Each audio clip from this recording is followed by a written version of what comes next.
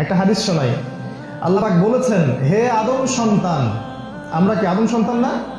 হে আদম সন্তান, আমার ইবাদতের জন্য সময় বের করো।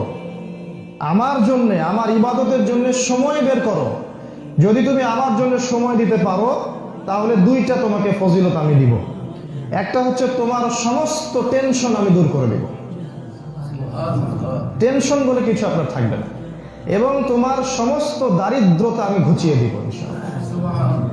আর আল্লাহ পাক বলেছেন, ওয়াইল লাম তাফআল, তুমি যদি এইটা না করো, আমার জন্য সময় না দাও, আমার ইবাদতের জন্য সময় বের করতে না পারো, তাহলে তোমার দুই হাতকে আমি ব্যস্ততা দিয়ে ভরে দেব। যখনই বলবেন ব্যস্ত আছে, আল্লাহ পাক ব্যস্ততা দিয়ে হাত ভরিয়ে দিয়েছেন, এটা আল্লাহর গজব। আরেকটা হচ্ছে, তোমার অভাব আমি কোশ্চিন কালেও দূর করব না, তোমার অভাব আমি দূর করব না। কপালের মাঝখানে আল্লাহ পাক অভাব লিখে দিবেন। টাকা থাকতে পারে 1 কোটি, 2 কোটি, 3 কোটি, 10 কোটি, অভাব দূর হবে না। কারণ টাকা মানুষের অভাব দূর করে না, আল্লাহ মানুষের অভাব দূর করেন।